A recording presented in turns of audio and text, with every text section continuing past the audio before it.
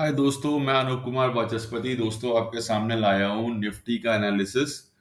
दोस्तों please video को complete देखना दोस्तों, और please like share and subscribe करना।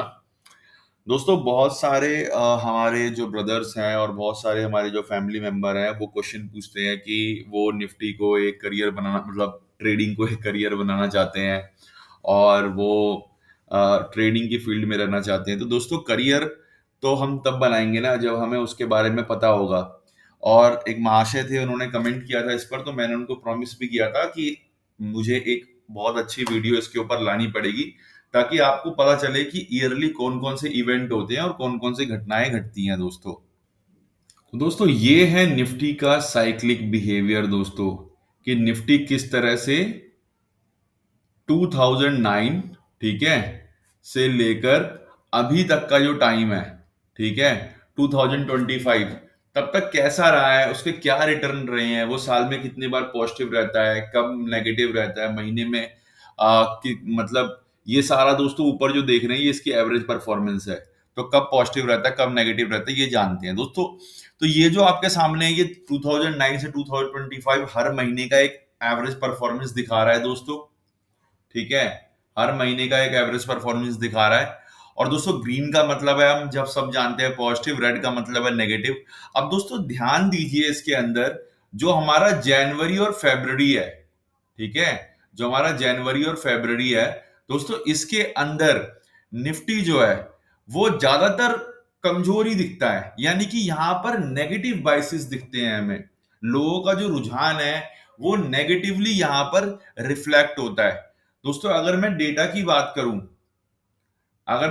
बात करूं दोस्तों, तो जनवरी और फरवरी के अंदर जो पॉजिटिव काउंट है वो 29.41% है दोस्तों। आप ये देख रहे हैं दोस्तों, जो पॉजिटिव काउंट है दोस्तों 29.41% है, ठीक है। नेगेटिव जो बायस है वो 64.71% है, ठीक है दोस्तों। नेगेटिव जो बायस है वो है 64.71%, ठीक है। इसी तरह से दोस्तों अगर आप बात करेंगे फरवरी के अंदर, तो फरवरी के अंदर जो नेगेटिव बायस है दोस्तों वो कितना है, वो है 58.82%, ठीक है। तो मैक्सिमम टाइम जो है हम देखते हैं कि जनवरी और फरवरी के अंदर मार्केट नेगेटिव ही रहती है, ठीक है दोस्तों। तो अब इसके आगे, तो दोस्तों हमने हमारा कंक्लूजन ये है कि ये साल की जो शुरुआत होती है, साल की शुरुआत के अंदर निफ्टी जो है वो अक्सर दोस्तों दबाव में रहता है, ठीक है। साल की शुरुआत में अक्सर दबाव में रहता है दोस्तों, इसको ना ध्यान से और इत्मीनान से देखना। लेकिन मार्च अप्रैल के अंदर दोस्तों देखो डाटा ना 70 पॉइंट, मार्च के अंदर स्पेसिफिकली अगर मैं कहूं तो डाटा जो होता है वो 70.59 मार्च में हो जाता है, और अप्रैल में हो जाता है 64.71। मार्च अप्रैल में डेटा पलट जाता है, ठीक है। इसका मतलब जो पहला फाइनेंशियल ईयर है ना, जब हमारे फाइनेंशियल ईयर की शुरुआत होती है, तो उस वक्त मार्केट अच्छा रहता है। और दोस्तों अगर मैं सबसे अच्छा मंथ कहूं, निफ्टी का सबसे अच्छा मंथ कहूं, तो दोस्तों वो है जुलाई, ठीक है। अब मैं क्यों जुलाई कह रहा हूं दोस्तों, वो देखते हैं। दोस्तों मैं जुलाई इसलिए कह रहा हूं क्योंकि देखो यहां पर जो पॉजिटिव काउंट है वो कितना है, 70.59, ठीक है। 70.59 पॉजिटिव काउंट है दोस्तों। और नेगेटिव काउंट की भी अगर मैं बात करूं दोस्तों, तो पूरे साल का सबसे कम नेगेटिव काउंट 29.41 वो यहीं पर देखने को मिलता है दोस्तों, ठीक है। और दोस्तों दोस्तों अगस्त की अगर मैं बात करूं, तो अगस्त से ना मार्केट जो है वो 50-50 वाले मूड में आ जाती है, ठीक है। अगस्त से जो मार्केट है वो 50-50 वाले मूड में आ जाती है, मतलब लगभग लगभग 50। और अगस्त और सितंबर जो मूड चलता है मार्केट का वो लगभग 50-50 चलता है। उसके बाद अक्टूबर में ना थोड़ा सा पीक देखने को मिलता है, ठीक है। मार्केट का रुझान जो है हिस्टोरिकली यहां पर बैलेंस, मतलब अप की तरफ है। और जो नवंबर में कहूंगा, तो नवंबर में बिल्कुल इक्विवेलेंट है, 50-50 है। और फिर उसके बाद दिसंबर में हमें अप देखने को मिलता है। तो दोस्तों अगर मैं यही बात नीचे ये तो पॉजिटिव साइड है, ठीक है। और ये मैंने कहा कि ये आपका इक्विवेलेंट है, ठीक है। अक्टूबर में थोड़ा सा पीक है, नवंबर में फिर इक्विवेलेंट है दोस्तों, ये नीचे मैं आपको दिखाऊंगा अभी, और दिसंबर में फिर थोड़ा सा पीक है, ठीक है दोस्तों। तो इसे नीचे करके आप देखते हैं दोस्तों, ये देखिए दोस्तों, एक सेकेंड, ये देखिए, जुलाई में टॉप था, अगस्त और आपका सितंबर में क्या हो गया, लगभग लगभग इक्विवेलेंट। उसके बाद नवंबर में पीक आया, और उसके बाद इक्विवेलेंट रहा आपका, सॉरी नवंबर में नहीं, अगस्त और सितंबर में लगभग इक्विवेलेंट, नवंबर में पीक ना, दोस्तों क्या हो रहा है ये, अगस्त सितंबर में लगभग इक्विवेलेंट, अक्टूबर में आया, अक्टूबर में आप आया, फिर नवंबर में आपका इक्विवेलेंट आया, और दिसंबर में जब साल क्लोज हो रहा था, जब फाइनेंशियल ईयर क्लोज हो रहा था, तो आपका जो मार्केट है वो पॉजिटिव साइड पर ज्यादा रहा दोस्तों। तो दोस्तों अब हम इसके रीजंस की भी चर्चा करेंगे। दोस्तों ऐसा होता क्यों है, क्योंकि जनवरी और फरवरी, ठीक है, जनवरी और फरवरी में दोस्तों एफआईआई और डीआईआई अपने पोर्टफोलियो को एडजस्ट करते हैं, टैक्स सेविंग और बजट एक्सपेक्टेशन का असर होता है दोस्तों। मेनली जो होता है वो मार्च अप्रैल में बजट आने वाला होता था दोस्तों, तो जनवरी और फरवरी में वो अपनी पोजीशन एडजस्ट करते थे बजट की वजह से, इसीलिए यहां पर आपको नेगेटिव बायस देखने को मिलता है दोस्तों। अगर मैं बात करूं मार्च से जून की, तो दोस्तों मार्च से जो जून का टाइम है, दोस्तों जो मार्च से जून का टाइम है, देखो यहां पर क्या है, वो टैक्स की वजह से एफआईआई और डीआईआई अपने पोर्टफोलियो को एडजस्ट कर रहे हैं, इस कारण से हैवी डाउन आपको देखने को मिल रहा है, ठीक है। अब मैं बात कर रहा हूं मार्च से जून की, तो दोस्तों जो मार्च से जून का टाइम है ना, वो कॉर्पोरेट अर्निंग सीजन, नए फाइनेंशियल ईयर की शुरुआत होती है, ठीक है। इस टाइम पे ना लिक्विडिटी इनफ्लो आता है, ठीक है, और लिक्विडिटी इनफ्लो आने की वजह से ना मार्केट क्या रहता है, ग्रीन रहता है। आप देख रहे होंगे कि बड़ा पोर्शन आपको बहुत अच्छे से ग्रीन दिखाई दे रहा है, ठीक है। तो लिक्विडिटी इनफ्लो आने की वजह से ना मार्केट आपको ग्रीन दिखाई देता है, और मार्च में तो आप देख रहे हो कि मार्केट है लगभग लगभग लगभग जो है मतलब 60% से ऊपर टाइम, ठीक है, 70% ऑफ द टाइम जो है वो मार्च में पॉजिटिव है,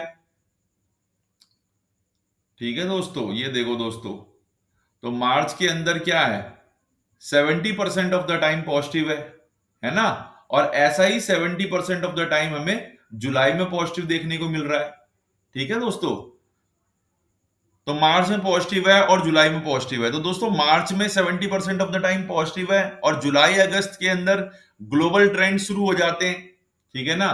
तो जुलाई अगस्त में ग्लोबल ट्रेंड शुरू हो जाता है, इसलिए उतार चढ़ाव होता है।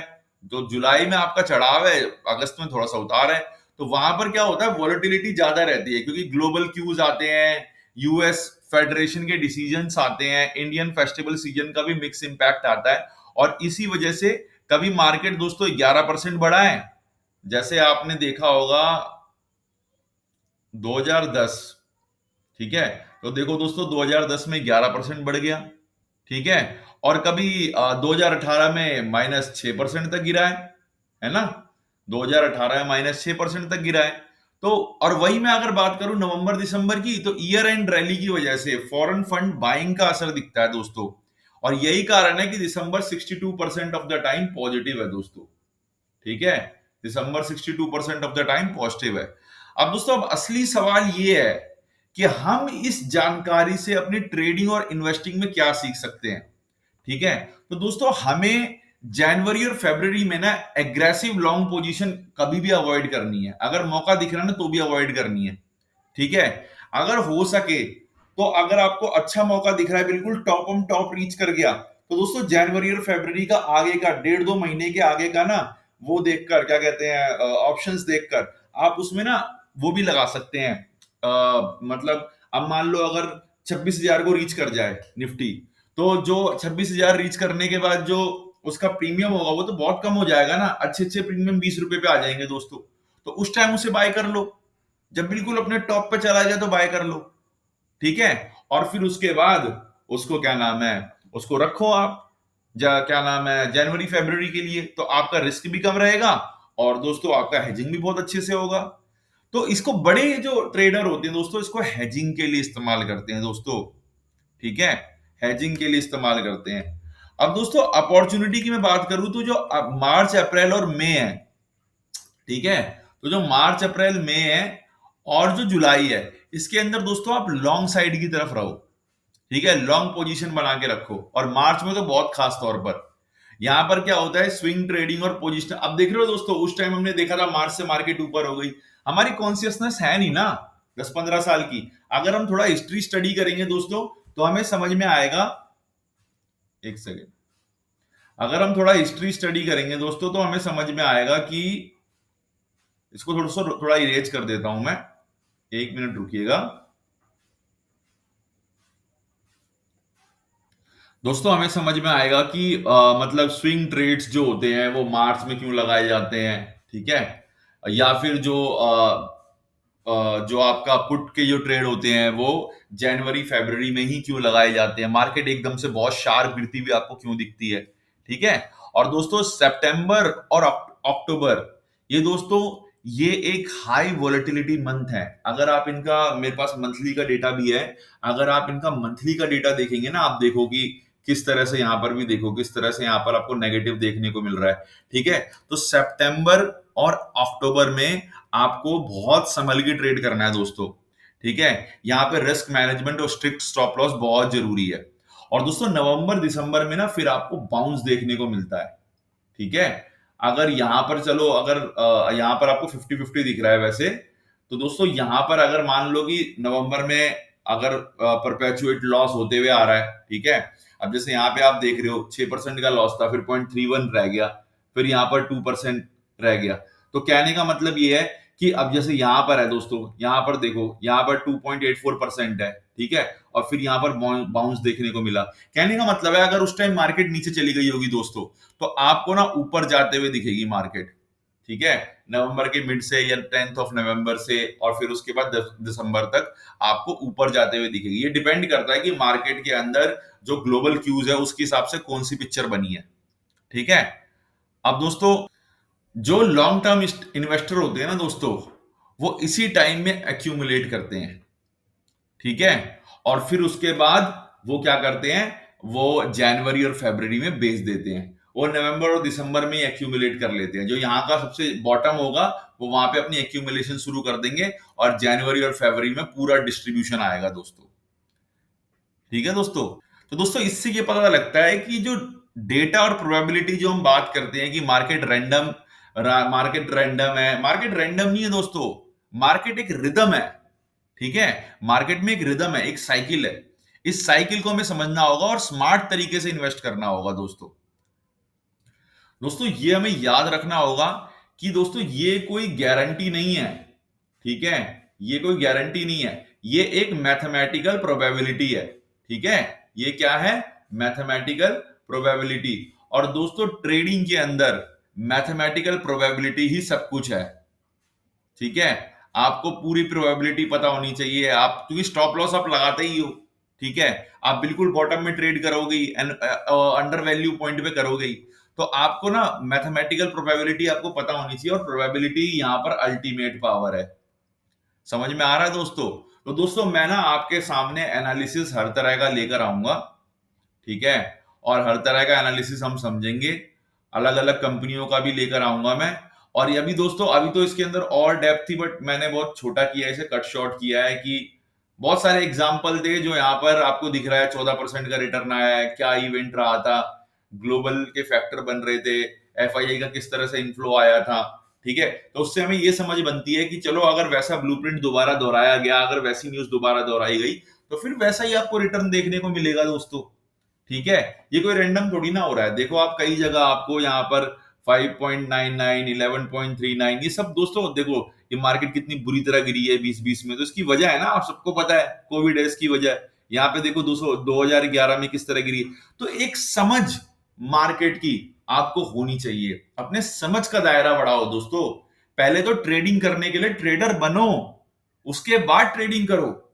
अगर बिना पढ़ाई करे हम एंट्रेंस एग्जाम में बैठेंगे दोस्तों, तो क्लियर कर पाएंगे क्या? बन पाएंगे हम डॉक्टर, इंजीनियर, सीए, ठीक है, यूपीएससी एस्पिरेंट हम बन गए, बट यूपीएससी का सिलेबस ही नहीं पढ़ा तो क्या हम आईएएस बन पाएंगे? तो दोस्तों ये इसका सिलेबस है। एक ट्रेडर की तरह सोचने के लिए आपको सारे नॉलेज, इंफॉर्मेशन और जानकारियां पता होनी चाहिए, तब आप बनोगे दोस्तों। और ये मेरी ड्यूटी है दोस्तों आपको बताना, खुद को भी बता रहा हूं, आपको भी बता रहा हूं, है ना? आप मेरे फैमिली मेंबर हो और आपकी भी ड्यूटी है दोस्तों, इस वीडियो को लाइक, शेयर एंड सब्सक्राइब करें दोस्तों, इसको फैलाएं। और दोस्तों ऐसी ही नहीं, हर तरह की वीडियो जो आपको एक तगड़ा ट्रेडर बनाए, बीट वो इमोशनल बिहेवियर से हो, बीट वो मार्केट बिहेवियर से हो, बीट वो मैथमेटिकल बिहेवियर से हो, बीट वो साइकिल्स हो, पैटर्न हो, एस्ट्रोलॉजी, कुछ भी हो दोस्तों, आपको मिलेगी। ठीक है, दैट्स माय ड्यूटी। मैं आपको ला के दूंगा, हर तरीके से, हर एंगल से समझाऊंगा दोस्तों, हर एंगल से समझाऊंगा, और आपको उसके अकॉर्डिंग ट्रेड करना है। अभी दोस्तों कुछ समय के बाद मैं समझाऊंगा, अभी देखना होगा आपने अडानी ग्रीन कितना ऊपर चला गया, अडानी ग्रीन में 600% का रिटर्न बना है। तो मैं ना आपको अपनी एक्सेल की वो फाइल दिखाऊंगा ऑप्शंस वाली, और दोस्तों वहां से ना मैं डिस्कस करूंगा कि कैसे एक ऑप्शन जो होता है बिल्कुल बॉटम में चला जाता है, और फिर उसको कैसे हम ऊपर लेके जा सकते हैं, और प्लस हमारे को एक एवरेज मार्केट की वैल्यू होनी चाहिए, मतलब उस पर्टिकुलर कंपनी की वैल्यू की नॉलेज होनी चाहिए कि भाई वो कब नीचे जा रही है, ऊपर जा रही है ना? वो हम सारी बातें डिस्कस करेंगे, और दोस्तों जबरदस्त ट्रेडर बनेंगे। बस एक चीज, हुड़क में आके ना ट्रेड लेना छोड़ दो, हुड़क चुल्लू मत बनो। समझ में आ रहा है? हुड़क चुल्लू मत बनो, हुड़क चुल्लू ही गलती करते हैं। ठीक है, अपना एक राइट ट्रेड लो, और राइट नॉलेज के साथ लो। ज्ञान कभी धोखा नहीं देता दोस्तों, ज्ञान प्रकाश है। बी अरबपति दोस्तों, बी इंटेलिजेंट, एंड दोस्तों